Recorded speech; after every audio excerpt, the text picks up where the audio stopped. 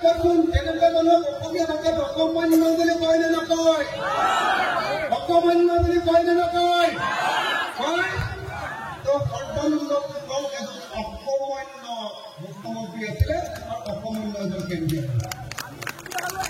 হয়নে নহয়?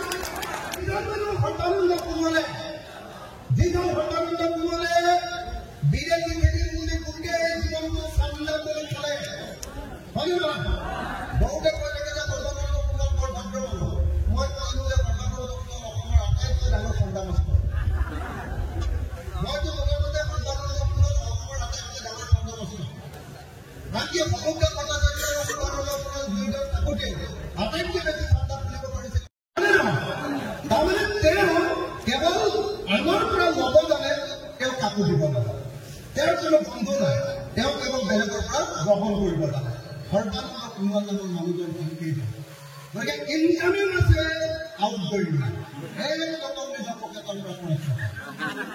বুজিলে নাই? কৰবাত কেতিয়াবা সৰ্বানন্দ সোণোৱালে কিবা তেওঁক সহায় কৰা পাইছে নেকি? কৰে পাইছে নেকি? কওক নকৰে। গতিকে সেই মানুহজনক গোটেই জীৱন শিকাই থাকি আমাৰ লাভ নাই। মই এইকাৰণে অনুৰোধ কৰিছোঁ, আমি লুৰেণজ্যোতি গগৈ সকলোৱে তুলিছোঁ। লুৰেণজ্যোতি গগৈ অকল অসম জাতীয় পৰিষদৰ কেন্দ্ৰীয় নহয়, লুৰেণজ্যোতি আমাৰ ৰাজ্যপালৰ কেন্দ্ৰীয়, লুৰেণজ্যোতি আমাৰ কংগ্ৰেছ দলৰ কেন্দ্ৰীয়।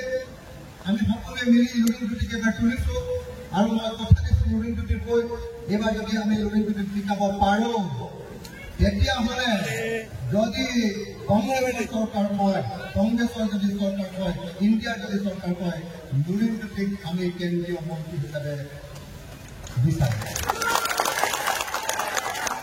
मैं रिक्वेस्ट करता हूँ कांग्रेस का जनरल सेक्रेटरी हम लोग का पास है, मैं रिक्वेस्ट करता हूँ कि जब जीतेगा लुरेणज्योति जीतेगा, लुरेणज्योति को एक कैबिनेट मिनिस्टर देना होगा।